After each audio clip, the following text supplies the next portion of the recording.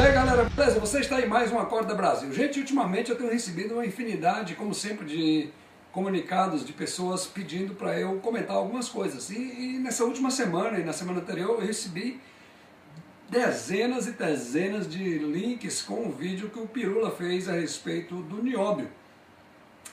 Rebatendo algumas coisas, e eu estava relutante em responder a esse vídeo, em fazer uma resposta, por dois motivos. Porque o Pirula em nenhum momento citou meu nome, nem o meu vídeo no trabalho que ele fez. Mas devido à insistência de, como eu falei, várias pessoas continuamente pedindo para que eu tocasse no assunto e fizesse um vídeo a respeito, eu resolvi assistir então ao vídeo do Pirula e resolvi fazer um vídeo comentando algumas coisas, tá? Em primeiro lugar, eu não me recordo de ter visto nenhum vídeo do Pirula antes. Esse, se não me falha a memória, foi o primeiro vídeo que eu vi. E eu achei realmente muito bom, muito engraçado. O Pirula é muito talentoso, parabéns Pirula. Aquela parte lá dele imitando o Cauê Moura é impagável, realmente é algo que poxa vida, não tem nem o que falar. Ele é muito talentoso, muito bom o vídeo dele. Tá certo? Ele fez um vídeo sobre o nióbio, dando uma grande ênfase no uso do metal para a construção de pontes, gasodutos e oleodutos. Falou rapidamente na utilização em foguetes e também na indústria aeronáutica, inclusive questionando quantos foguetes são lançados, qual a frequência desses lançamentos, dando a entender de que realmente não é uma questão importante assim. E ele citou que a extração de todos os minerais, o nióbio está incluído nisso, é feito por empresas privadas, totalmente privadas, e no caso do nióbio, a maior delas é a CBMM, que recolhe aos cofres públicos um imposto referente a essa exploração de 2,5%. E aí ele questiona se a solução seria aumentar o imposto sobre a exploração do nióbio, e isso seria um contrassenso, porque tem-se realmente falado que o Brasil é um dos países que tem a taxa de impostos, a carga tributária mais massacrante do mundo, o que é verdade. E é interessante que ele abordou esse assunto de impostos, porque essa é uma questão política, e ao mesmo tempo ele também deixa claro no vídeo que ele quer se eximir completamente da questão política envolvendo esse assunto. E se nós analisarmos simplesmente por esse resumo que eu fiz rápido do vídeo do Pirula, ele está coberto de razão. O nióbio realmente é um hoax, é uma bobagem.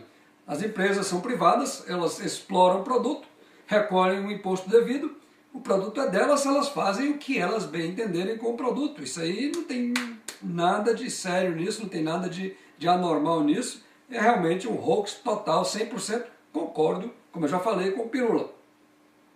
Agora eu gostaria de fazer algumas considerações abordando justamente o lado que o Pirula deixou claro e enfatizou que ele não queria se envolver, que é a parte política, tá certo?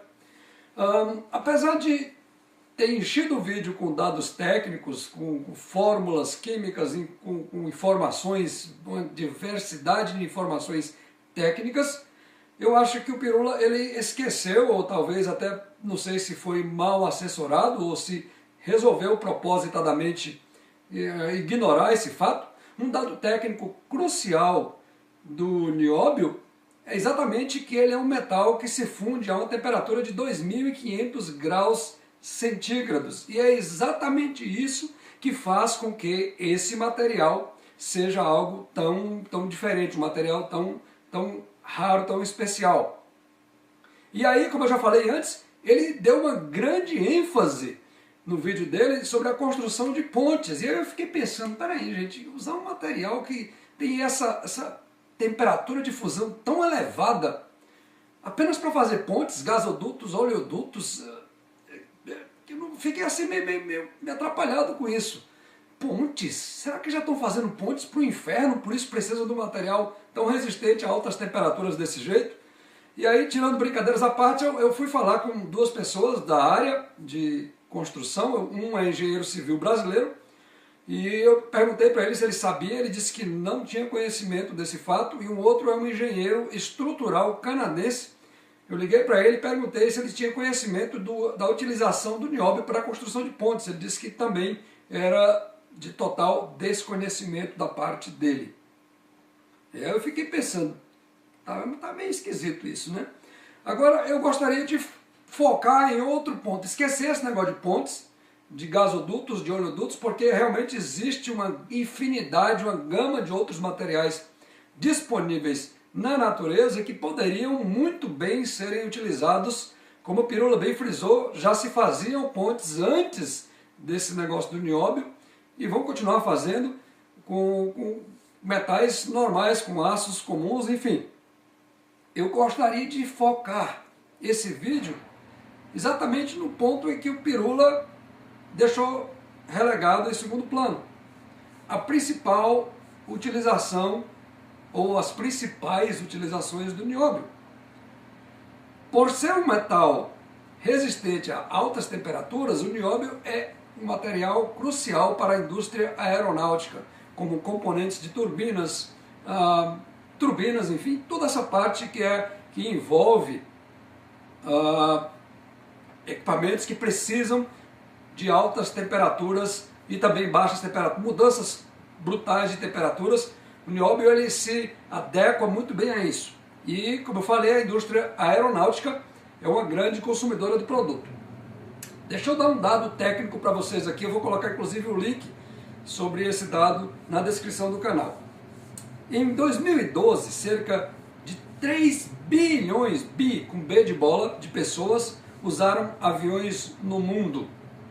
Em média, as companhias aéreas receberam 2,25 dólares, quer dizer, 2 dólares e 25 centavos por passageiro. Gente, isso é a nível mundial, tá? A média mundial, não estou dizendo aqui que uma passagem de avião custa 2 dólares e 25 centavos, mas segundo esses dados que eu pesquisei, em média, as companhias aéreas receberam 2 dólares e 25 centavos por passageiro transportado no ano passado, 2012. Parece uma mixaria, né? 2,25. Agora, se você multiplicar isso pelo total de passageiros, 3 bilhões, você vai encontrar uma cifra extraordinária de 6 trilhões e 700 bilhões de dólares. Quer dizer, nós estamos falando de uma indústria que movimenta quase 7 trilhões de dólares ao ano, isso apesar, todo mundo sabe, que o mundo está atravessando um momento de crise, a Europa está afundada numa crise, vários países europeus estão atravessando uma crise e por causa dessa crise as pessoas têm evitado gastar dinheiro mais do que o necessário. Enfim, você imagina o valor dessa indústria quando essa crise passar, como é que vai ser a movimentação de dinheiro.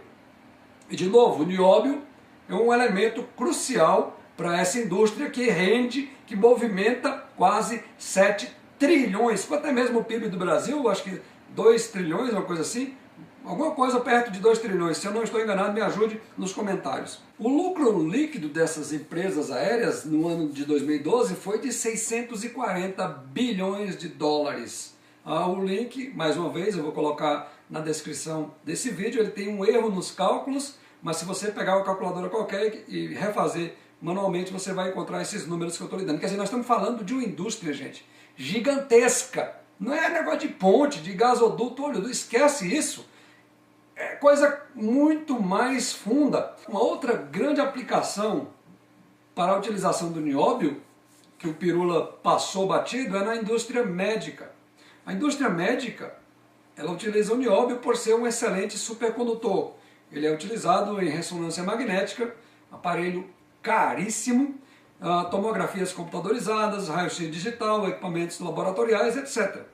E eu posso falar um pouquinho dessa indústria porque eu trabalho na área já há 25 anos.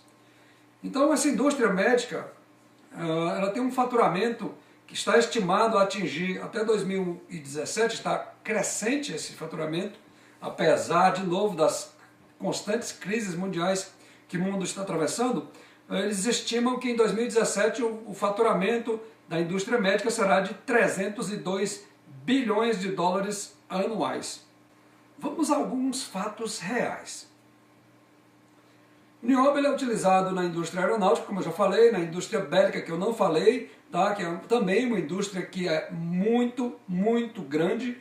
Ele é utilizado, enfim, uma série de outras utilizações, além de simples pontes e canos para transportar gás natural e óleo.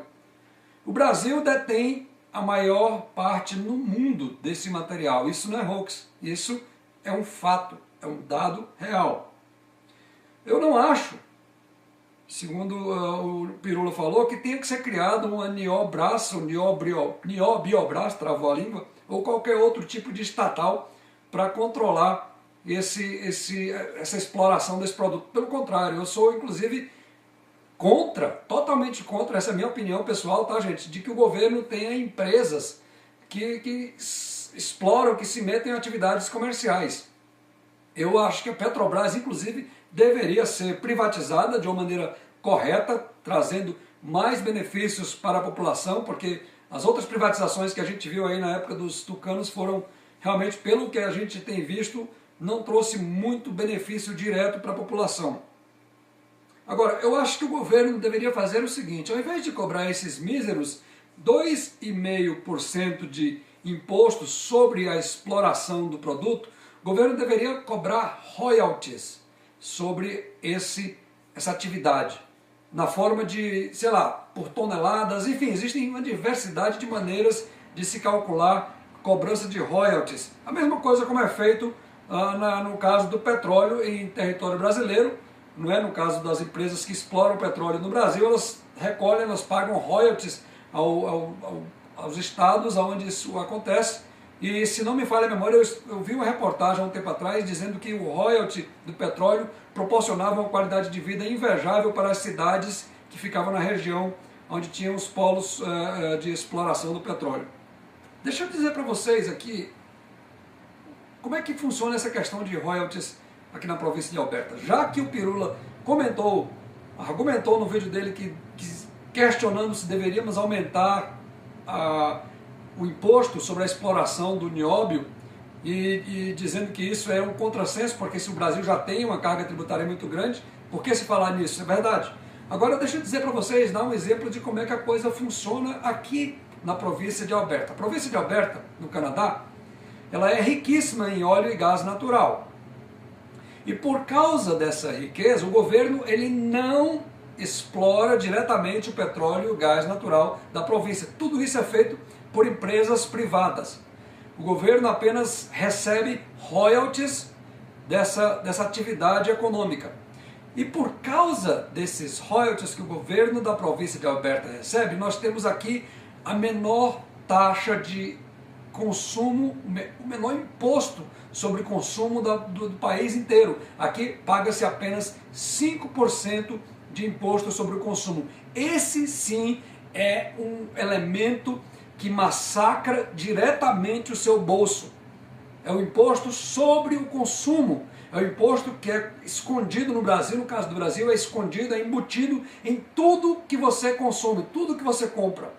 Uma parte é separado, uma parte é levado para os cofres públicos para manter hospital, escola, enfim, tudo isso que você está cansado de ouvir eu falar.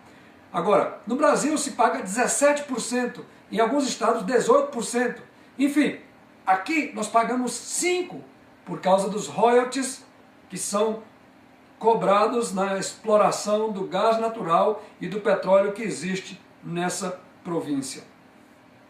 Isso é muito interessante, gente. E é isso que eu acho que o Brasil deveria também fazer no caso do nióbio. Foi falado que outros materiais poderiam ser pesquisados e utilizados caso o preço do nióbio começasse a subir demais. É verdade, inclusive o Daniel Fraga falou isso em um dos vídeos dele. Um abraço para você, Daniel. Agora, deixa eu dizer uma coisa para vocês. Existem 3 materiais que podem ser utilizados como supercondutores do tipo 2. Supercondutores do tipo 2, deixa eu explicar para vocês o que é que isso significa. São supercondutores que continuam sendo supercondutores quando submetidos a diferenças de campos magnéticos, elevados campos magnéticos, enfim, muda a situação ele continua mantendo a mesma característica. O nióbio é um deles, o vanádio é o segundo, que também pode ser usado nessa mesma modalidade, mas o vanádio ele perde para o nióbio porque o ponto de fusão dele é bem mais abaixo, é 1910 graus Celsius. O tecnécio é o terceiro, que pode ser utilizado como supercondutor do tipo 2, um dos melhores supercondutores conhecidos, né, para a indústria de alta tecnologia, mas existe um ponto contra o tecnécio. Ele é extremamente complicado de se obter. Ele é conseguido através de fusão nuclear. E aí o mundo inteiro agora está andando de marcha ré com relação a essa questão nuclear devido aos acidentes. Chernobyl, que aconteceu em 86, em 2011 aquele terremoto no Japão, aquela usina nuclear que fundiu, foi um desastre total, e o mundo inteiro está de olho meio atravessado com essa questão de equipamentos que envolvem fusão nuclear. E ele também, o tecnécio também, tem uma temperatura de fusão abaixo do nióbio, de em torno de 2.200 graus Celsius. Então o nióbio é de longe a melhor opção atualmente para a utilização em supercondutores do tipo 2.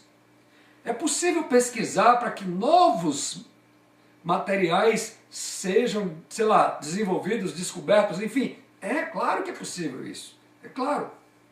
Só que tem alguns detalhes sobre isso, aliás, 3 detalhes. Primeiro, não é barato uma pesquisa como essa, custa milhões e milhões de dólares, é caríssima. Segundo, não é fácil, é extremamente complicado desenvolver esse tipo de pesquisa. E terceiro, não é rápido, é muito demorado. Demora-se bastante para se atingir o mesmo grau de satisfação que um outro material já está em funcionamento, já é comprovado que é utilizado. Deixa eu dar um exemplo a respeito disso para vocês, porque isso já aconteceu no mundo, na década de 70. Eu tenho certeza, o Pirula não era nem nascido nessa... Aliás, a maioria de vocês que estão me assistindo agora não eram nem nascidos na década de 70. Mas esse episódio que eu vou falar, ele começou o nascedouro dele foi 3 anos antes de 1970, em 1967. Os árabes se envolveram numa guerra com Israel. O Egito, liderando vários países na ocasião, se envolveram numa guerra contra Israel. E Israel, como sempre, com a retaguarda americana e dos países que faziam aliança com os Estados Unidos, eles conseguiram aniquilar essa guerra em apenas 6 dias. Esse episódio ficou conhecido como a Guerra dos 6 Dias. Em 6 dias, eles sobrevoaram vários territórios árabes, explodiram vários aviões que ainda estavam no chão, pistas de pouso e decolagem. Eles inclusive jogaram bombas de efeito retardado para dificultar a recuperação dessas pistas de pouso. Foi realmente um massacre geral. Em 6 dias a coisa ficou resolvida. A União Soviética, que na época ainda era a União Soviética, hoje é a Rússia, né? Mas na época era a União Soviética, que era quem poderia se contrapor ao poderio militar de Israel, que na verdade por trás estavam os Estados Unidos e os países do Ocidente, eles não tiveram nem tempo de se mobilizar, porque em 6 dias Israel liquidou a fatura. Pois bem, voltando para os anos 70. Depois desse episódio, os árabes começaram a desenvolver um sentimento de rejeição ao Ocidente tremendo. E na década de 70, gente, o mundo inteiro girava movido pelo petróleo extraído na região do Oriente Médio, ali do Golfo Pérsico, dos países árabes. Quer dizer, os países árabes supriam o mundo inteiro de petróleo a um preço baixíssimo.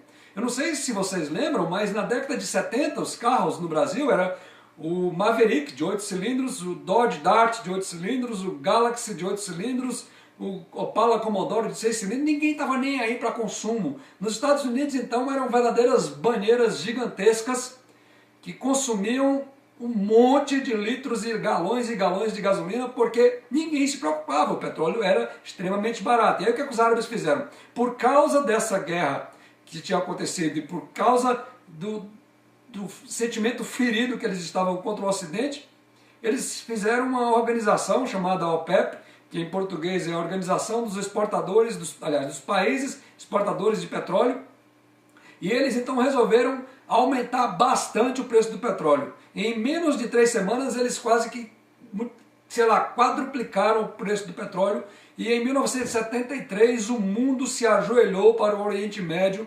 porque o preço do petróleo foi algo realmente às alturas. O que aconteceu? Vamos pesquisar novas estratégias de energia, porque é possível, claro, como eu já falei, é possível pesquisar novos materiais, é possível. Então, em 1973, devido à crise do petróleo, o mundo inteiro se mobilizou para pesquisar novas fontes de energia. O Brasil entrou com aquele programa do álcool, vários países começaram a desenvolver energia solar, energia eólica, gás natural, enfim, uma infinidade de outras fontes de energia, mas 40 anos já se passaram e a verdade é que o mundo ainda depende do petróleo para se mover.